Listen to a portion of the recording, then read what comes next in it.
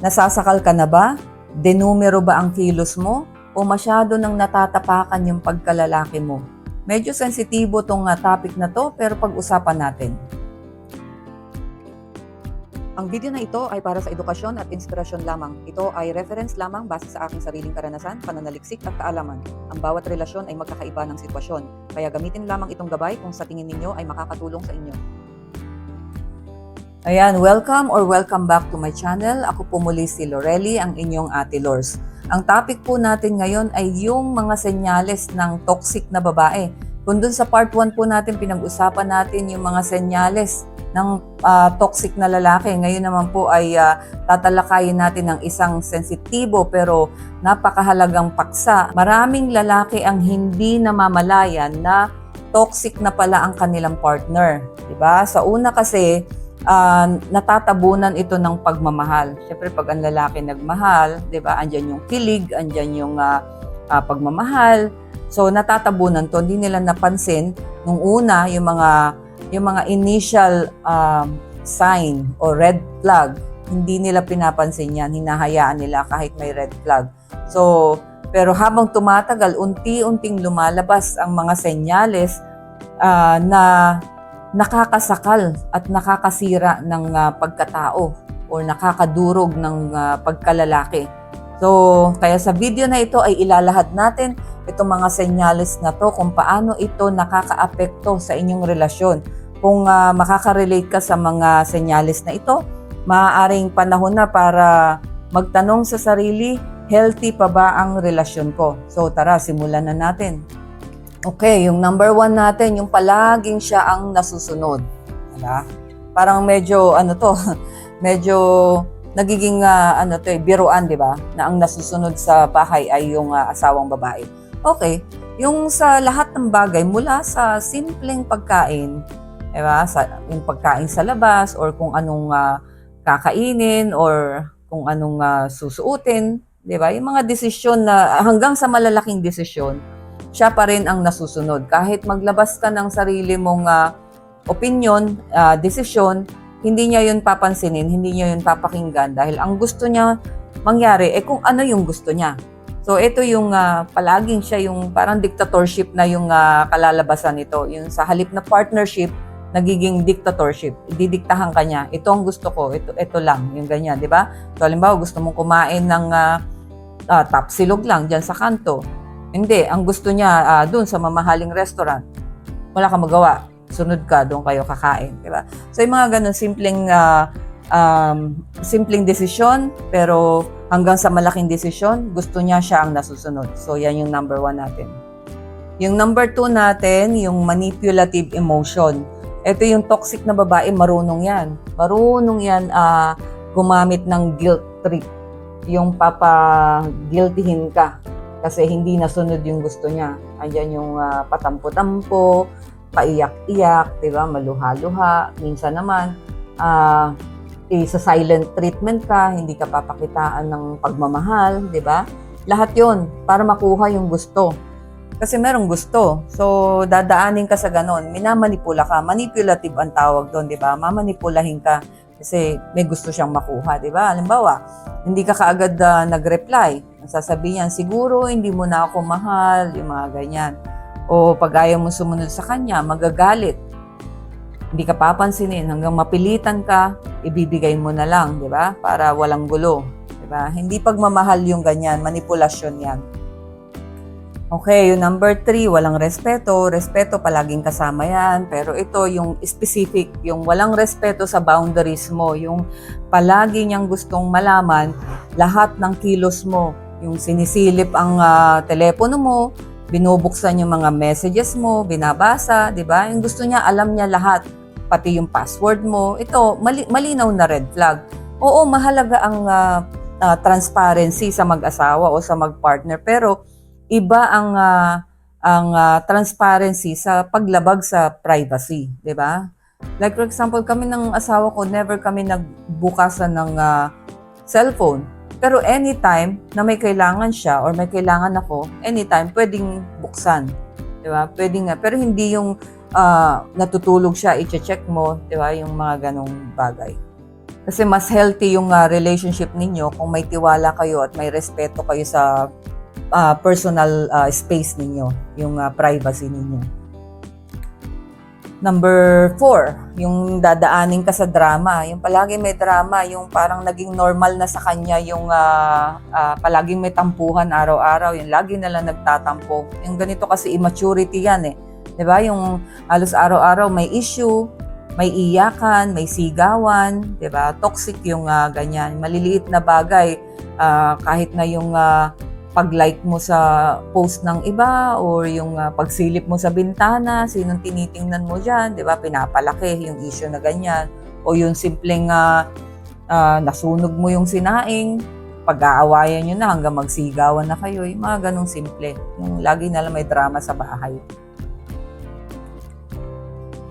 Eto, yung kaparehas din nung toxic na lalaki, yung sobrang selos, di ba? Yung kaunting like lang sa picture ng iba, pag-aawayan na, nagagalit na, mag-text ka lang sa ka-office mate, magagalit na, di ba? Pinagdududahan ka kaagad na may karelasyon kang iba o karelasyon mo yung ka-office mate mo. Yung sobrang selos, hindi yan senyales ng pagmamahal, di ba? Ito ay senyales ng insecurity. Aminin na natin, sa ating mga sarili kapag ganyan, yung sobra kasi yung selos normal lang yan eh, 'di ba? Kasi nagdadala rin yan ng spark sa relasyon. Pero yung sobra hindi na, unhealthy na yon, 'di ba? Toxic na yon. Matatawag na yan na senyales ng pagiging insecurity mo. Insecure yung isang babae or yung isang lalaki pag sobrang seloso, 'di ba?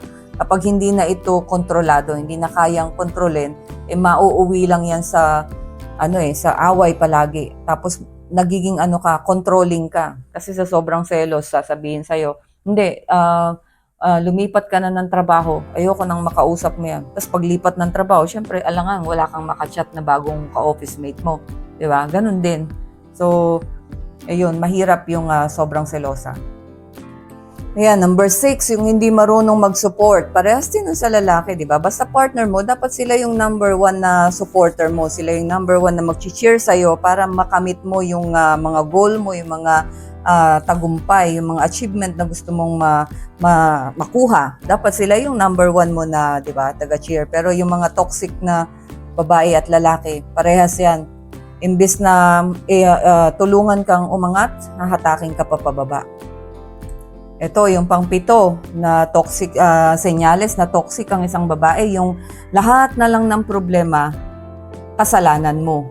Ikaw ang may kasalanan at siya, laging kawawa. So, siya yung laging biktima, pa-victim effect palagi, di ba? May manipulation din to, manipulative pattern din to.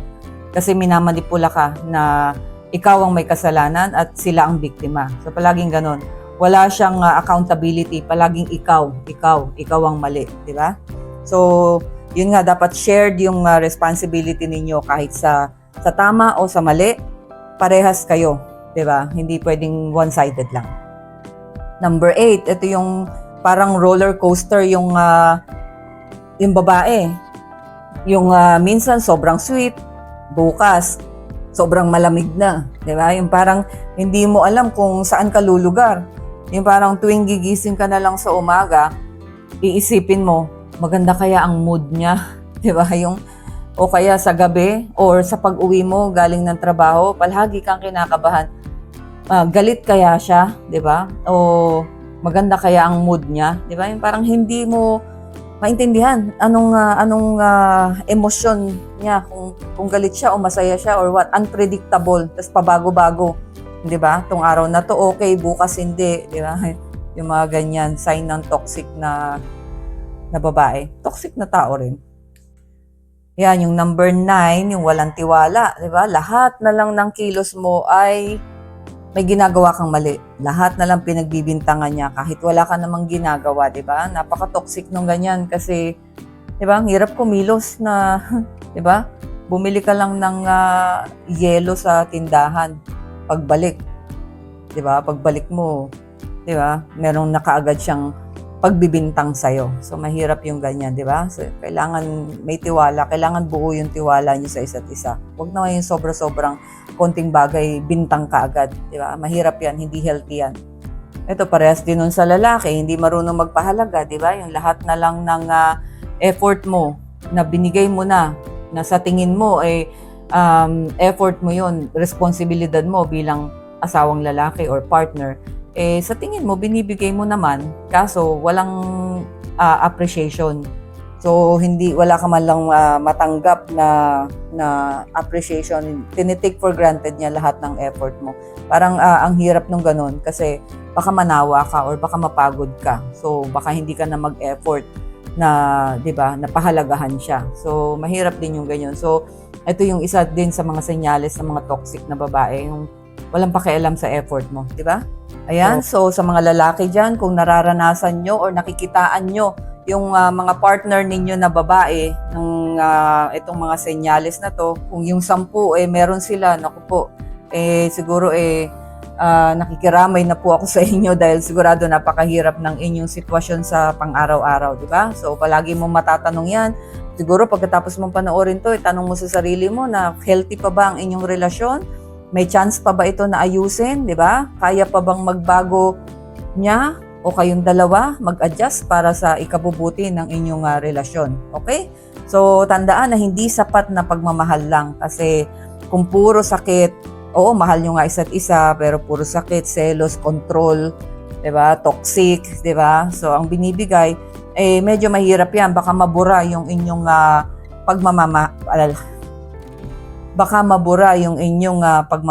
pagmamahalan.